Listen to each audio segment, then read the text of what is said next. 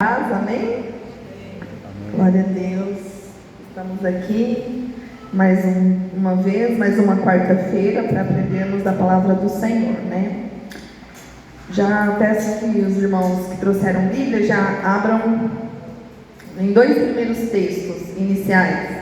Primeiro, Jó 10:8. Nós vamos falar hoje, nós estamos ainda na jornada, né? Uma jornada com propósitos, né? Nós precisamos, nunca houve um tempo assim tão propício para a gente estar falando de propósito como o tempo que a gente está vivendo hoje, porque quantas pessoas estão vivendo por viver, não sabem a razão de estarem aqui ou descobrem isso muito tarde e aí tem que correr atrás, né? Então nós estamos aí nessa jornada esse ano, principalmente na escola bíblica dominical com as irmãs ali da MCM, e sempre que possível a gente está compartilhando também aqui com os irmãos, né, sobre esse livro que a gente está estudando, De uma Vida com Propósitos. Hoje nós vamos falar sobre formado para servir a Deus. Esse é o tema, né, o título do que a gente vai estar abordando hoje. Então, Jó 10:8, alguém já achou? Pode ler, por favor. As tuas mãos me fizeram e me formaram completamente, contudo me consomes. Amém, né? Então aqui em Jó 10:8 a gente já começa a palavra do Senhor dizendo que Deus, as mãos do Senhor que nos formou e que nos fizeram. Isaías 43:21. Quem pode abrir? Isaías 43:21. Tem texto bíblico para todo mundo, tá? Então, fica tranquilo aí. Isaías 43:21. Pode ler, Caio. Este é o povo que reina do povo meu, a fim de que desse louvores ao meu nome. Isso, então aqui a palavra do Senhor, né? O Senhor dizendo: o povo que formei para mim proclamará o meu louvor. Então, esses dois textos, um trazendo para si, né, Jó aqui dizendo: foram as tuas mãos que me formaram, que me fizeram, trazendo para o lado pessoal, e aqui o Senhor falando do povo que Ele formou para Ele, com o objetivo de proclamar o louvor dEle.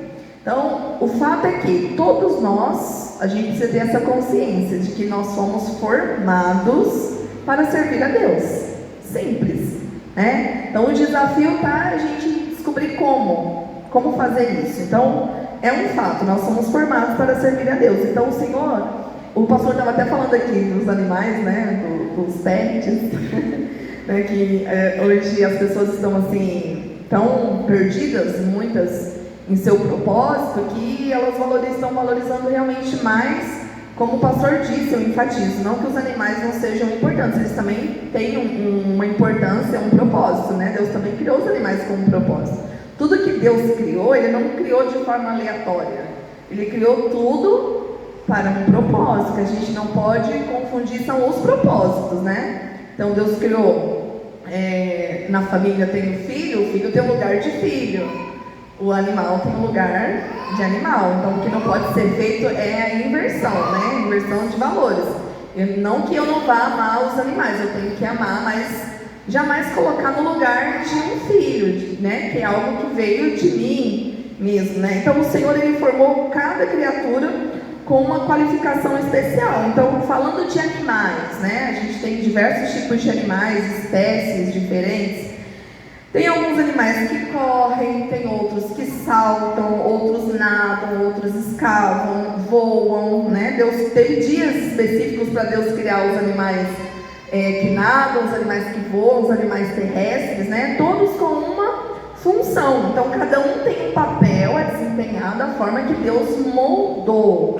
Então, Deus moldou cada animal para uma função, e os seres humanos também. Então Deus formou cada ser humano igual, com um único propósito, para fazer tudo a mesma coisa? Não, né? Então Deus, Ele também tem um propósito nesse molde aí que Ele nos fez, né? Então nós somos formados com uma exclusividade para realizar algumas tarefas, e o desafio, como eu disse, né? A gente precisa entender para quê.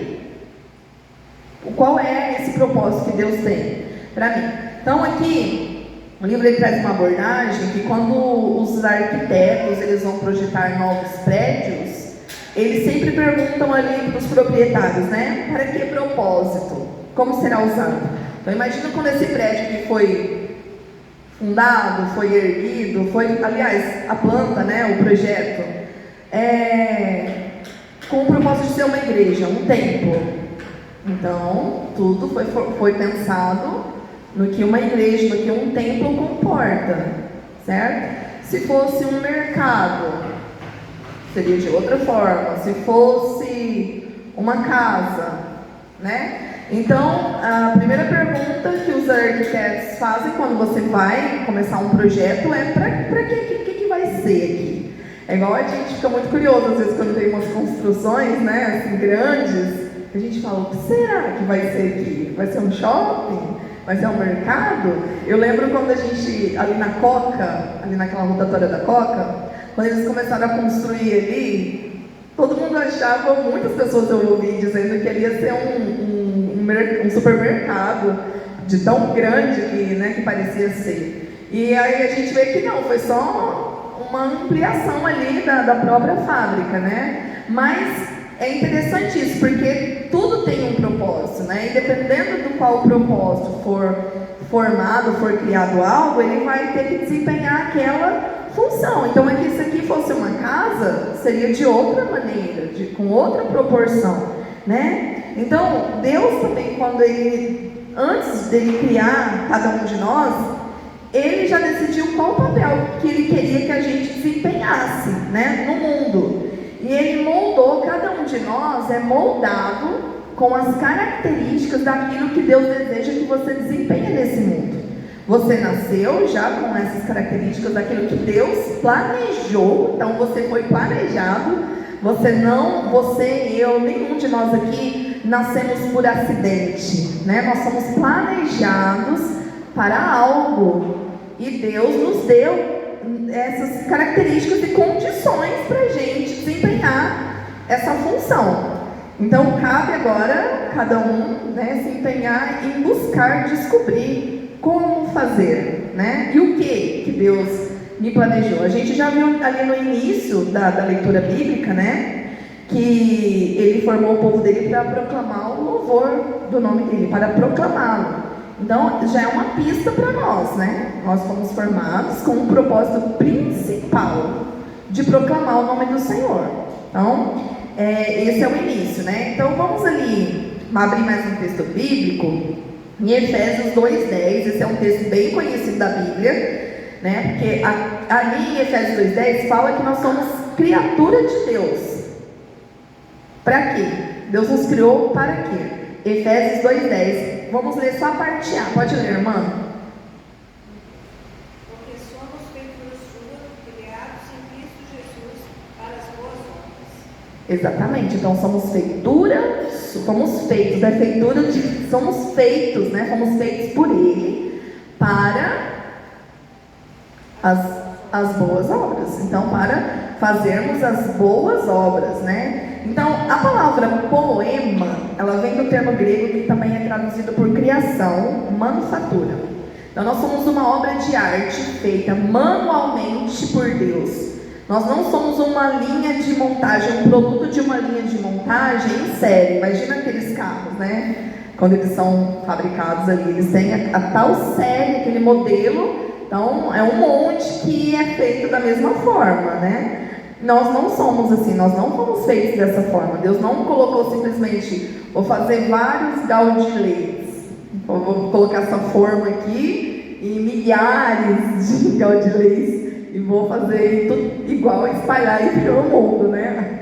Não é assim, né? Então, cada um de nós tem só uma forma que Deus nos fez, porque nós somos exclusivos, né? Deus nos criou, não existe outro igual a você, não existe outro igual a mim. Podem até ser semelhantes fisicamente, parecer, né? Até irmãos gêmeos podem parecer ou serem até iguais fisicamente, mas espiritualmente não, né? Deus fez cada um de forma individual. Então nós somos uma obra-prima original, não somos da Shopee. Somos originais, exclusivos e criados sob medida. Então isso aí já é algo assim maravilhoso, isso já é algo incrível para a nossa vida, né? Então Ele nos fez de forma singular e também nos deu um ministério singular também. O que você tem para desempenhar no reino de Deus é algo que só você vai fazer. Outras pessoas podem até vir aqui pregar, mas o pastor Gaudilei, só ele prega do jeito que ele prega. Você pode ir lá na cozinha, outra pessoa pode ir lá fazer a janta na sexta-feira, mas do jeito que a Marlene faz, é só ela que faz. E cada um aqui, muitos podem ficar ali na porta, no irmão Sebastião, mas a forma que o irmão atende, a forma que o irmão recepciona, é só o irmão que faz isso, né? Então cada um tem um jeito especial de fazer aquilo que Deus designou. Então isso é bênção de Deus, né? Então Deus ele nos criou de uma forma assim personalizada, sabe? Que não vai se repetir. Lá no Salmo 139, esse Salmo 139 é um salmo maravilhoso, porque ele fala da criação, de como é que Deus nos criou. E é um mistério, né? Quando a gente vê uma mulher que ela descobre que está grávida, está ali sem barriga nenhuma, aí do nada começa a ter aquela forma, aí vai crescendo e vai crescendo, e todo aquele processo que acontece ali dentro do útero, né, da mulher. Então aqui o Salmo 139, Davi louva a Deus pela forma magnífica como que ele foi criado, né? Então tem uma parte que diz assim, o 13 e o 14: Tu fizeste tudo com delicadeza, as partes interiores de meu corpo, e as uniste no ventre de minha mãe. Obrigado por teres me feito de maneira tão maravilhosamente complexa. O teu trabalho é maravilhoso. Então, irmãos, Deus ele não cria sucata. Deus cria algo exclusivo. E se você quer, as pessoas que às vezes não creem em Deus, é só observar as obras que o Senhor faz. Não tem como não crer na existência de Deus, né? É só você olhar a criação. Principalmente a criação do ser humano, porque é algo incrível, que não tem como você explicar, como que cada coisa vai lá para o lugar, e cada coisa tem a sua função ali, e no tempo certo também, né? Igual um bebê. A Laurinha nasceu agora, né? Tem aí, tá com 8 dias? 8 dias, né, a Laura? Não é a hora da Laura correr, andar ainda. Tudo está sendo preparado para isso, né? Então tudo no seu tempo vai acontecer, mas o Senhor já preparou tudo, já está tudo ali, né? Tudo que ela precisa para que isso venha acontecer está ali, mas todo o seu corpo ali também já está funcionando, os seus órgãos e tudo já está de certa forma independente, não está mais precisando do corpo da mãe, né? Porque tem aquele período que precisa do corpo da mãe para se desenvolver, mas saiu dali, já consegue respirar sozinha, já consegue comer, já consegue fazer suas necessidades, né? Sem depender exclusivamente da mãe. Então isso é o quê? É a gente olhar e admirar a criação de Deus, como que é maravilhoso isso, né? Então Deus não formaria a Laura ou outro bebê, né, que já nasceu, outra criança, de sucata. Não, é exclusivo. E cada um que vai nascer ainda é criação exclusiva de Deus, né? Porque o Senhor ele é perfeito. Então Deus ele não nos moldou apenas antes do nosso nascimento, mas Ele planejou também cada dia da nossa vida para favorecer o nosso processo de formação. Então o Senhor ele não simplesmente nos formou e nos jogou nesse mundo. Ele já tem tudo planejado, Ele é onisciente, ele já tem tudo planejado, né? Porque Ele nos planejou, nós não fomos criados de forma aleatória. Então cada dia, lá no Salmo 139:16 também diz: cada dia da minha vida foi registrado no teu livro, cada momento foi determinado antes mesmo que um só dia houvesse passado. Então significa o quê? Que na nossa vida nada que acontece é insignificante. Os problemas, as lutas, as alegrias, os momentos de contentamento, nada que acontece na sua vida é insignificante. Talvez a gente não compreenda, talvez a gente não entenda, a gente não tenha a sabedoria suficiente para conseguir compreender, mas nada é insignificante, tudo tem um propósito, porque nosso Deus não é um Deus aleatório, não é um Deus que faz as coisas de qualquer jeito, sem planejamento, né? Ele é um Deus criativo, é um Deus organizado. Então tudo que acontece na nossa vida tem relevância sim, né? Não é insignificante, tem significância sim. Então Deus usa tudo o que acontece na nossa vida para nos moldar.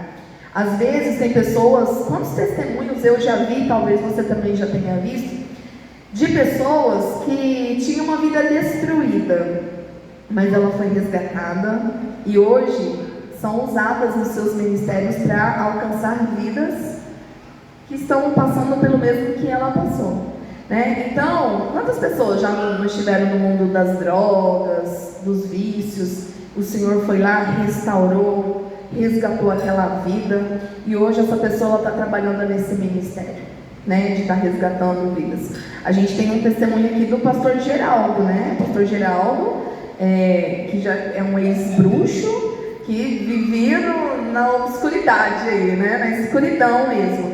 E o Senhor resgatou a vida dele. A gente entende por que ele precisou passar por tudo isso?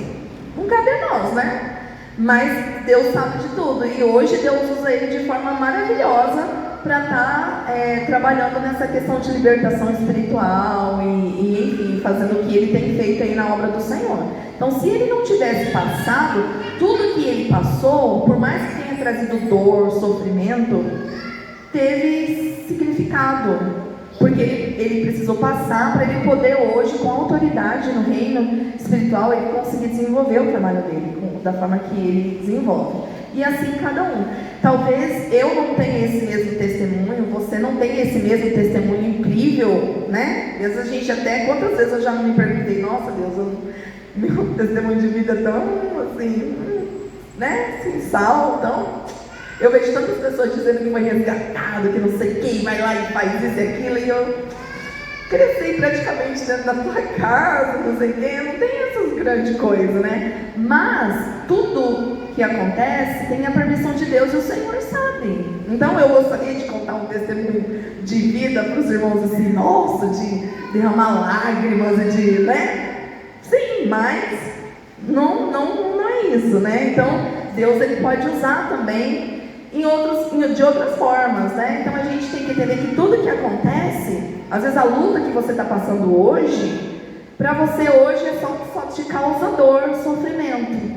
Mas lá na frente o Senhor pode usar isso para abençoar outras vidas, para salvar outras vidas, né? O que você está passando hoje, você pode estar gerando um testemunho lá na frente, você não sabe, né? Então a gente precisa confiar que o Senhor está no controle de tudo, né? Então ele não desperdiça nada que acontece na minha e na sua vida. Então ele não lhe daria habilidades, interesses, talentos, dons, personalidade. Cada um de nós tem a sua personalidade, experiência de vida, a menos que pretendesse usá-los para a glória de Deus. Então você que de repente não cresceu num lar cristão, você tem muitas experiências lá fora que Deus com certeza já usou, né? E ainda pode usar para entender outras pessoas. Às vezes a gente precisa passar pela dor para a gente entender alguém quando aquela pessoa estiver passando pela dor, né? E o Senhor vai nos fazer lembrar disso. Então tudo ele usa para a glória dele. Então Deus ele não desperdiça nada. A Bíblia fala que nós somos complexos, né? Maravilhosamente complexos. O nosso corpo ele é totalmente complexo. Então nós somos uma combinação de múltiplos fatores. Então, para a gente lembrar desses fatores, eu vou falar para vocês de 5 desses fatores que são muito importantes para a nossa vida. Os irmãos conhecem o que é um acróstico, né? Quando a gente pega uma palavra, a gente coloca na vertical e cada letrinha daquela palavra vai formando outras palavras. Então, vamos falar do acróstico forma, tá? Depende da pronúncia. Então, o que seria, a gente precisa descobrir a nossa forma e entender como que funciona. Então, como que Deus dá forma para o ministério? Então, toda vez que Ele nos dá uma missão, Ele nos capacita com o que a gente precisa para realizar. Então, Ele não vai deixar nada que chega até a tua mão, vai ser assim, de forma que você vai falar assim, e aí, o que eu faço? Né? Você pode até indagar isso, mas logo em seguida o Senhor vai te dar condições. Então a primeira coisa, o F de forma, o F é a formação espiritual, né? Aí nós temos nessa formação espiritual, o Senhor ele dá para cada cristão os dons espirituais para serem usados no ministério. Então, se alguém puder abrir lá 1 Coríntios 2,14 para mim, o que está escrito lá em 1 Coríntios 2,14, que vai falar sobre isso? Pode. Ora, o homem natural não aceita as coisas do Espírito de Deus, porque para ele são loucura, e não pode entendê-las, porque elas se discernem espiritualmente. Exatamente. Então, aquele que não tem o Espírito de Deus, ele não pode receber os dons que vêm do Espírito, porque ele não vai entender, né? Então, os dons que você tem, o Senhor te deu com o propósito não de realização pessoal, mas de realização espiritual, né? Então, quem não tem a Deus, não vai ter isso. Para quê? Vai usar para quê?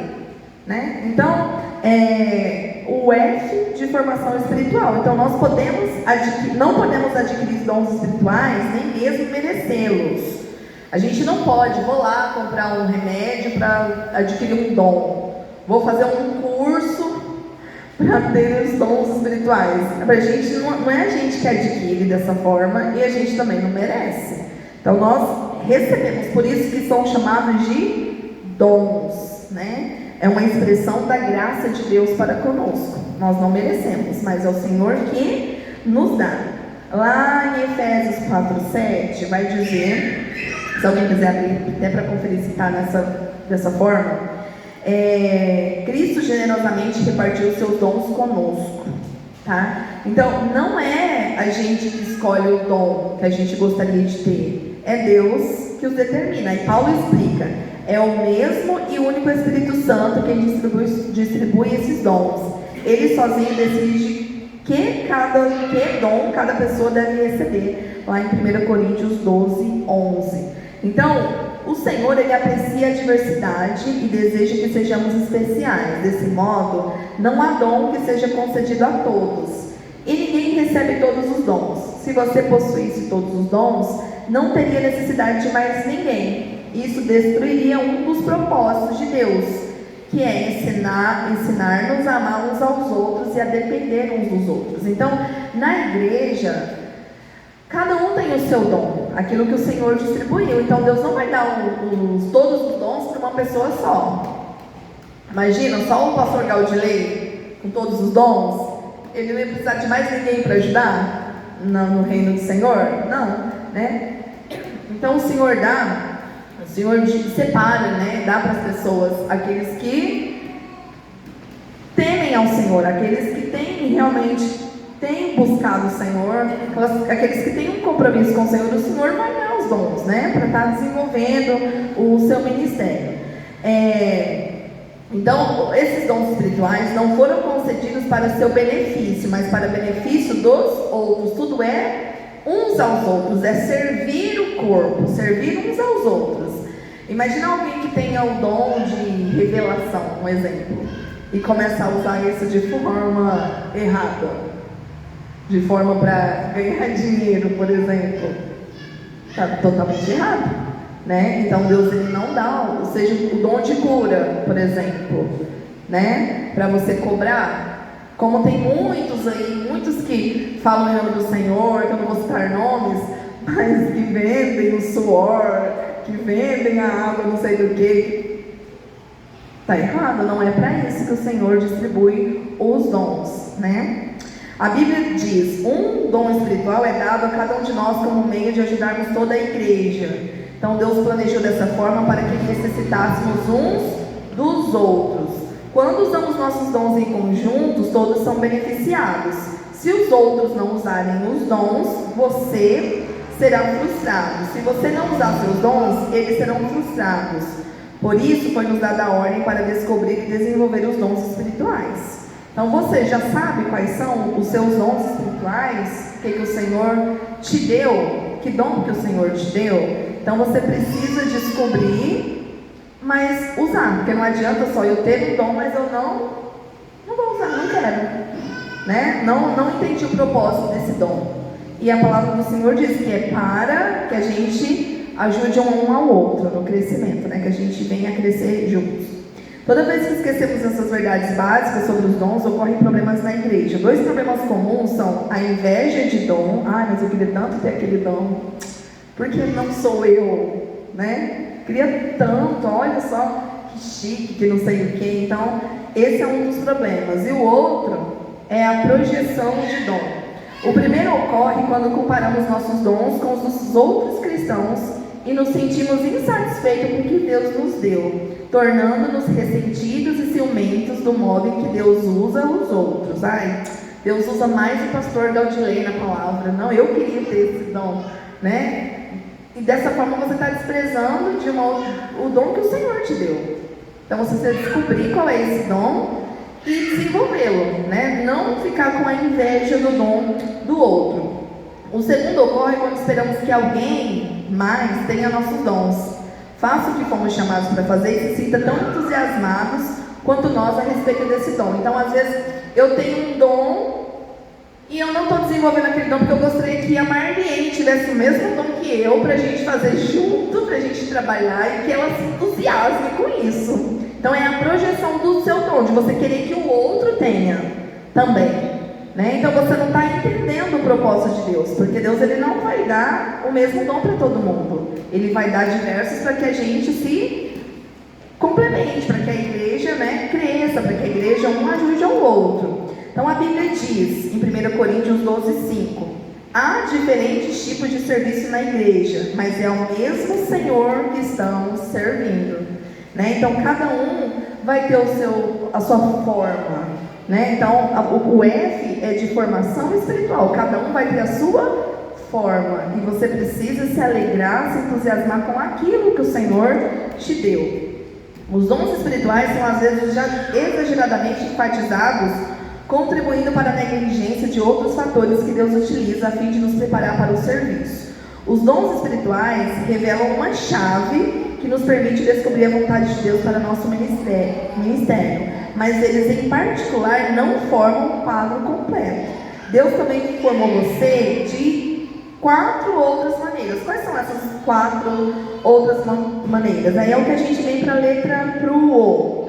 Opções do coração, né? Então a Bíblia usa o termo coração para descrever o conjunto de desejos, de esperanças, de interesses, ambições, sonhos, afeições que você possui.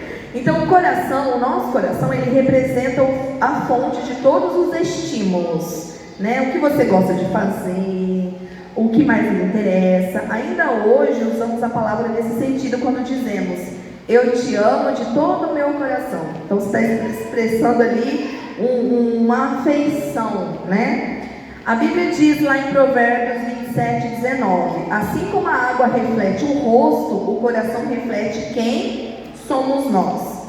Então o nosso coração, ele revela quem nós somos verdadeiramente. É o nosso coração. O que você verdadeiramente é, não o que os outros pensam que você é, ou o que as circunstâncias os forçam a ser.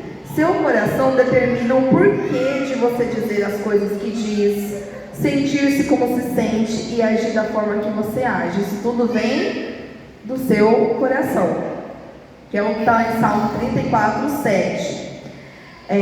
Fisicamente, cada um de nós tem um batimento cardíaco único, assim como temos impressões digitais e padrões de íris e de voz singulares. Cada coração bate de maneira diferente. Impressiona saber que, apesar dos milhões de pessoas que já viveram, ninguém jamais teve um batimento cardíaco exatamente igual a você. Sabia disso? Pois é. Então, desse modo, Deus concedeu a cada um de nós um compasso emocional único, que dispara quando pensamos em assuntos, atividades ou circunstâncias que nos interessam. Instintivamente, importamos-nos com algumas coisas e desconsideramos outras. São pistas sobre onde deveríamos estar servindo. Então, tem coisas, por exemplo, talvez quando eu falar em missões, talvez em mim queime de uma forma diferente do que queimaria no coração da irmã. Porque às vezes o que queima no coração da irmã não é o assunto missões, mas às vezes o assunto comunhão, aqui, né? A igreja local, está mais próximo dos irmãos. Talvez arde no coração da Marlene sei lá, fazer um encontro com as mulheres. O meu vai arder trabalhar com as crianças, né? Então o nosso coração vai revelar o que cada um tem ali, a afeição, e isso tudo é uma pista do que Deus planejou pra gente. Às vezes você nem sabe por que você gosta de tal coisa, por que arde mais, por que, sei lá, tal louvor vai tocar mais no seu coração. Às vezes tem um louvor que você está ouvindo e aquilo toca muito no seu coração, mas não está tocando o coração do outro. Entende? Então, cada um, aí a gente volta lá no início, né? Deus criou cada um de forma singular, né? Particular. Então, outra palavra para o coração é paixão. Existem certos assuntos que despertam nossa paixão, enquanto outros são indiferentes. Algumas experiências nos entusiasmam e prendem a atenção, enquanto outras nos desanimam ou entediam profundamente. Elas revelam a natureza do nosso coração. Então, enquanto você crescia, deve ter descoberto que se interessava intensamente por alguns assuntos que não despertavam o menor interesse em sua família. Então, às vezes acontece na família, os pais sempre projetam nos seus filhos, muitas vezes, os seus sonhos, né? Então, às vezes, o pai queria ser médico e não conseguiu, e aí ele projeta no seu filho aquilo, mas no coração daquele filho não é isso. O filho quer fazer outra coisa, né? Então, da mesma forma, isso revela o interesse de cada coração. Então, o que bate no seu coração, esse batimento cardíaco aí que acelera quando tem algum assunto específico, isso é uma revelação daquilo que Deus tem para você, daquilo que vai para você servir. Talvez quando o pastor disse aqui sobre os moradores de rua que estão lá passando frio, né, na época do frio, e está vindo uma outra frente fria aí, apenas para a informação, né?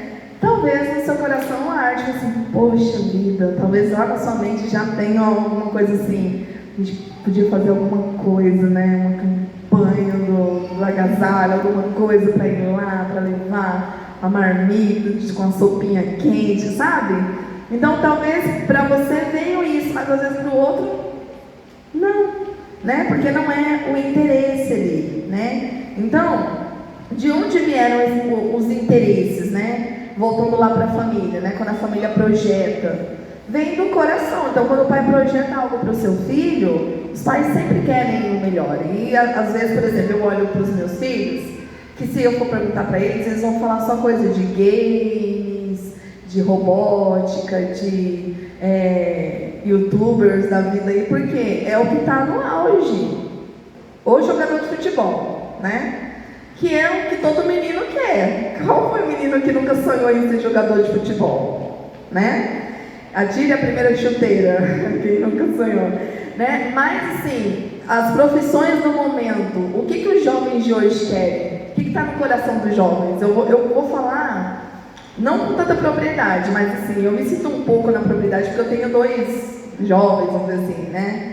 Mas o que eu posso dizer é que, e também sou professora, então eu ouço muitas conversas, né? O que o jovem anseia hoje? Ficar rico sem se esforçar. É o que o jovem anseia hoje.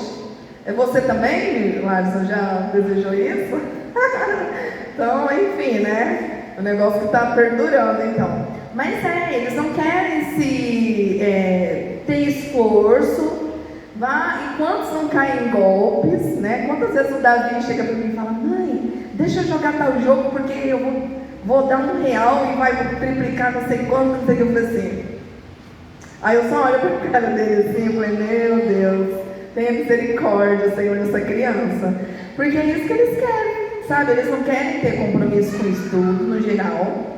Eles não acreditam que é através do estudo, do ensino, que eles vão alcançar algo, mas é através de uma esperteza aí, de uma sorte, sei lá do quê, né? Então, o interesse dessa juventude está nisso aí, de ter a coisa fácil, né? Sem ter esforço, entendeu? Então, às vezes, a família projeta algo para os seus filhos, não é isso que o pai quer, nem a mãe, que o filho ganhe as coisas de forma fácil. né, Laís? Porque a gente sabe que as coisas, o fato de se tornarem difíceis não é pela dificuldade, mas é pelo que vai gerar em você. É o caráter que vai ser gerado, não é o dinheiro, é o caráter. Porque pensa, se você ganha tudo facilmente, o que vai estar sendo gerado em você? Né? E tudo que acontece aqui nesse mundo, a gente sempre projeta para o céu. Porque a gente sabe que para o céu, o céu não é o lugar dos espertos, dos escolhidos. Né? Então, se você acha que a vida aqui tem que ser fácil para você alcançar as coisas, você vai achar que para o céu também é. E não é. E não é. Então, quando a gente cria filhos, a gente não está criando eles para esse mundo, a gente está criando eles para a eternidade. Entende? Então, é o trabalhar o coração. Tá? Então, o compasso emocional é a segunda chave para a compreensão da capacitação para o serviço. Não ignore seus interesses, é lógico, né? Aí a gente tem que sempre estar sondando, pedindo para o Senhor sondar os nossos corações para ver qual é que interesses que eu tenho no meu coração. Que interesses, né? Mas sempre está, o salmista mesmo fala, né? Sonda-me, Senhor, né? Para o Senhor estar sondando, ver se há em mim algum caminho mau, porque às vezes aos nossos olhos a gente não vê mal nenhum nas coisas. Por isso que a gente sempre tem que pedir para o Senhor sondar os nossos corações, né? A Bíblia nos manda continuamente servir a Deus de todo o coração. Então, de forma apaixonada mesmo, sabe? Apaixonadamente, não por obrigação. Eu vou à igreja, porque se eu não for o pastor vai me ligar. Eu vou para o ensaio, porque se eu não for para o ensaio o líder do louvor vai me colocar de banco. Eu vou para a IBD, porque se eu não for na IBD vão ficar dando indireta para mim. Que não sei o quê. Toda vez, né, a gente tem que observar se a gente está fazendo de forma apaixonada, né? Ou de forma obrigatória. Não, eu tenho que ir, como se fosse uma empresa que tem que ficar batendo ponto, sabe? Porque senão no final não recebe a carteirinha do membro, né? Não participa da ceia. Não é por isso, né? Então a gente sempre tem que estar sondando e fazer de todo o coração como para o Senhor. Lá em Colossenses 3:23, esse versículo é um dos meus preferidos da Bíblia, que diz que nós temos que tudo que a gente for fazer, a gente tem que fazer de todo o nosso coração, como para o Senhor e não para os homens. Então, se tudo que a gente for fazer, não importa se eu vou trocar uma cadeira de lugar, mas eu estou fazendo para o Senhor, eu quero fazer de todo o meu coração. Não é para Marlene, não é para o pastor, não é para o Lares, não é para a Débora, não é para ninguém. É para o Senhor, mesmo que eu vá estar abençoando aquela vida, né? Mas eu estou fazendo como para o Senhor, de todo o meu coração. Então, como você sabe quando está servindo a Deus de coração? O primeiro sinal revelador é o entusiasmo. Então, quando você está fazendo o que você gosta de fazer, ninguém precisa motivar, ninguém precisa te inspecionar. Igual quando você está numa profissão, que você faz aquilo que parece que você não está nem trabalhando, né? Feliz é aquele que desenvolve um trabalho e ainda ganha por isso, né? Você está se divertindo e aquilo não é pesado. Aí quando a gente traz, voltando para a questão dos jovens, dos interesses, aquele trabalho que a pessoa já começa na segunda-feira e fala assim, já é sexta-feira? Aí quando vê um feriado, meu Deus, que demora que esse feriado não chega, ou fica contando a hora para ir almoçar, a hora para ir embora. Deve ser uma coisa muito chata isso, né? E a mesma coisa no reino do Senhor, no serviço do Senhor. Quando você tem que fazer alguma coisa, a pessoa não precisa ficar te cobrando. Imagina se o pastor tivesse um aplicativo, alguma coisa para ficar sondando os irmãos para saber quem está lendo a Bíblia, quem está orando, quem está jejuando. Já pensou? Porque isso não é algo que precisa ser inspecionado, isso é algo que tem que partir do nosso coração, sabe? O desejo de falar, eu estou lendo a Bíblia.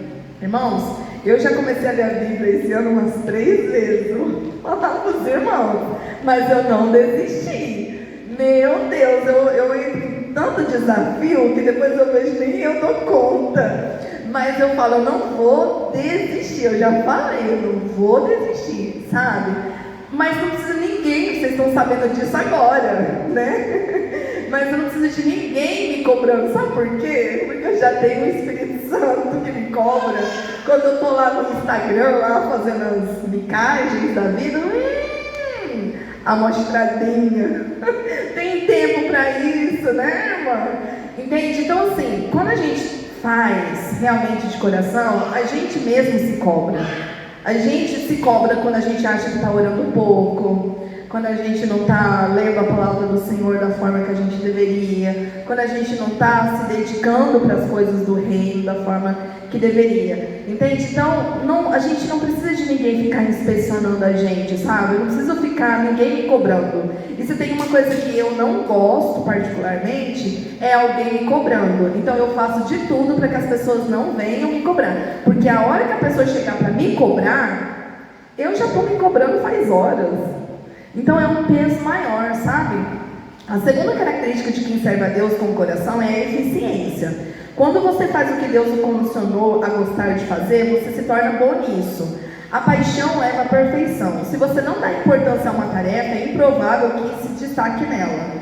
Em contrapartida, os maiores realizadores em qualquer campo são movidos pela paixão, não por lucro ou obrigação.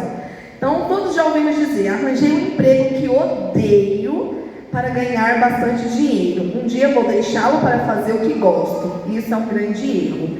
Não desperdice a vida num trabalho que não combine com o que há em seu coração. Lembre-se, as maiores coisas da vida não são as coisas.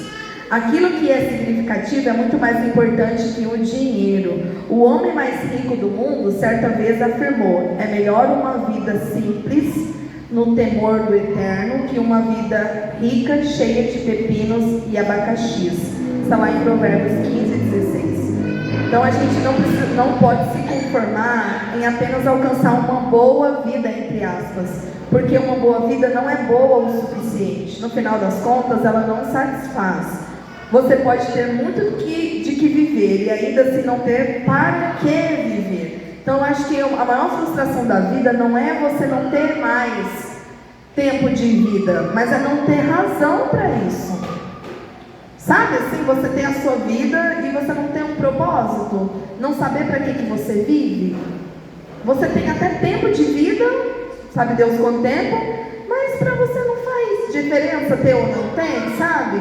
Isso é muito triste, isso é muito frustrante para a nossa vida, né? Então, no final das contas, ela não satisfaz. Você pode ter muito, né? E ainda muito tempo, muito do que viver e ainda não ter para que viver. Em vez disso, almeje a vida melhor. Qual é essa vida melhor? Servir a Deus de acordo com o que está no coração. Descubra o que você gosta de fazer, o que Deus lhe pôs no coração e faça isso para a glória do Senhor. Então, finalizando, quando você está fazendo o que gosta de fazer, ninguém precisa ficar te motivando, ninguém precisa ficar te cobrando, né? Então, lembre-se, você foi formado para servir a Deus. Nosso versículo lá em 1 Coríntios 12:6, Deus age por intermédio de homens de maneiras diferentes, mas é o mesmo Deus que atinge seus propósitos mediante todos eles. Uma perguntinha para nós meditarmos: de que modo posso me ver servindo a outras pessoas e gostando disso? Então, como a gente viu hoje, né? O Senhor, Ele nos criou com um propósito. Ele nos formou, tem uma forma que Ele nos fez e jogou fora, não usou mais ninguém. E Ele nos deu dons. Então, o meu conselho para mim e para os irmãos nessa noite: não desperdice os dons que o Senhor te deu. Aliás, não desperdice o dom da vida que o Senhor te deu, né? Esse é o primeiro e maior dom, que é o dom da vida. Sem a vida você não vai conseguir realizar nenhum outro dom, não vai conseguir colocar em prática. Então não desperdice o tempo que você tem. Talvez você já ache assim: eu não tenho mais tanto tempo, né? Mas a partir de hoje, fale assim: não, eu quero dedicar tudo que me resta para o Senhor, eu quero me deixar queimar, sabe? A gente canta uma canção aí, né? Que eu tenha muita lenha para queimar. Eu não sei quanto tempo de lenha cada um aqui ainda tem para queimar, mas que você possa queimar servindo ao Senhor, porque aí sim você vai ter uma vida que satisfaz, uma vida que vai valer a pena viver, uma vida que vai fazer sentido, sabe? Então, gostaria que fechássemos os olhos agora e que a gente estivesse refletindo nisso, né? Tudo isso que a gente tem ouvido, que tem chegado até os nossos ouvidos, tantas vezes a gente tem ouvido sobre propósito, e talvez você ainda não não tem entendido de fato o que é esse propósito, o que Deus, né, para que você está aqui nessa terra, por que Deus te trouxe, por que você e não outra pessoa. Então coloque, Senhor, se você ainda não tem descoberto esse propósito, coloque para o Senhor: Deus, me ajuda, me mostra, me revela, porque eu não quero passar nessa vida em brancas nuvens, sabe, assim, só por passar, só nascer, crescer, procriar, pagar conta, depois envelhecer, morrer, pronto, acabou. Não, me dá um propósito, Senhor, me ajuda a entender esse propósito. Pai, nós queremos te adorar, Senhor, dizer que somos totalmente dependentes do Senhor. Deus, nós te agradecemos porque em todo tempo o Senhor tem ministrado aos nossos corações, Pai, sobre o propósito que o Senhor tem para as nossas vidas. Pai, quantas pessoas estão aí vivendo sem propósito, estão vivendo e muitas das vezes até têm muitas riquezas aqui nesse mundo, ó Pai, mas elas não têm para que viver, porque nada preenche esse vazio, ó Pai. Então, em nome de Jesus, venha trazer ao nosso coração a sensibilidade para entendermos o propósito que o Senhor tem para as nossas vidas e venha confirmá-lo dia após dia. Nós te agradecemos porque o Senhor nos escolheu, nós estamos aqui nessa noite sendo ministrados pelo Teu Santo Espírito, mas não deixa, Deus, que fique apenas mais uma palavra, mais uma ministração. Nos ajude a colocar em prática, Senhor, nos ajude a recalcular a rota, porque muitas vezes nós erramos, nós saímos do propósito que o Senhor tem para nós, Pai. Nos coloca de volta no trilho, nos ajude, nos capacite a cada momento, ó Deus, nos fortaleça na caminhada. Nós colocamos tudo em Tuas mãos e te agradecemos pela oportunidade de ouvirmos a Tua palavra e de falarmos contigo, Paizinho. Em nome de Jesus que nós te agradecemos e te adoramos. Amém. Amém. Amém.